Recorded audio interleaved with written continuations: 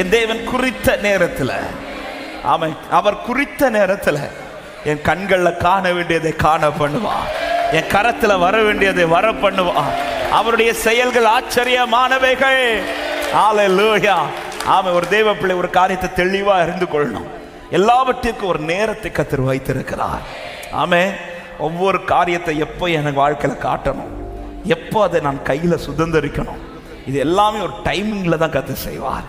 ஆமென். இந்த மாதம் நமக்கு கொடுக்கப்பட்ட வாக்கு தத்தமும் கரை இறங்கின போது அவர்களுக்காய் ஆயத்தமாக்கப்பட்ட அந்த அப்பத்தையும் மீனையும் கண்களில் கண்டார்கள் என்று சொல்லப்பட்டிருக்கிறது. அதை காண்பதற்கு ஒரு டைம் வச்சிருந்தார் இல்ல? ஆமென். யோவான் 21வது அதிகாரத்தின் 4வது வசனத்துல சொல்லப்பட்டிருக்கிறது.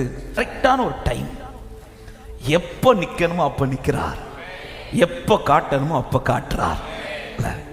ஆமென். அப்பொழுது அங்கே கர்த்தர் நின்றார்னு சொல்லியிருக்கலாம், அந்த நேரத்தில் கர்த்தர் அங்கே சொல்லியிருக்கலாம். ஆனா கரெக்டா விடியற் காலமான போது ஒரு டைம் பிக்ஸ் பண்றாரு பாருங்க ஆண்டவர். ஒரு தேவ பிள்ளை இது மறந்துட, அவர் அதினதின் காலத்திலே நேர்த்தியாய் செய்கிற தேவன். என் வாழ்க்கையில சிலவற்றை காண்பிக்கிற இந்த தேவன் ஒரு டைம் வச்சிருக்கிறார், ஒரு டைம் வச்சிருக்கிறார். எனக்குன்னு ஒரு டைம் இருக்கு. ஆமே, அது எந்த நேரம் எனக்கு தெரியும். ஆனா காண்பிக்க வேண்டிய நேரத்துல அவர் காலம் தாண்டியும் செய்ய மாட்டார், காலத்திற்கு முன்பாகவும் செய்ய மாட்டார். ஹல்லேலூயா. இன்னும் ஆண்டவர் உங்க கண்ணுக்கு காட்டலன்னா அவர் என்ன பண்ணிட்டு இருக்கிறாரு? ப்ரிப்பேர் பண்ணிட்டு இருக்கிறார். ஹல்லேலூயா. எப்ப காட்டுவார்? ப்ரிப்பேர் பண்ணி முடிச்சதும். அவர் ஒரு டைம் வச்சிருக்கிறார். அதுவான ஆயத்தம் பண்ண வேண்டியது ஆயத்தம் பண்ணி வைத்து விட்டு.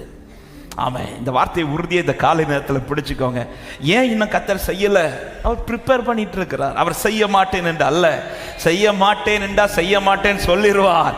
ஆமா, இன்றைக்கு கர்த்தருடைய வார்த்தை உங்களுக்கு நேராய் வருகிறது என்றால் ஆமா, உங்களுக்கான ஒரு நேரம் உண்டு. அதுவரை கர்த்தர் ஆயத்தம் பண்ண வேண்டியது ஆயத்தம் பண்ணி வைத்து. ஹல்லேலூயா. ஆமென்.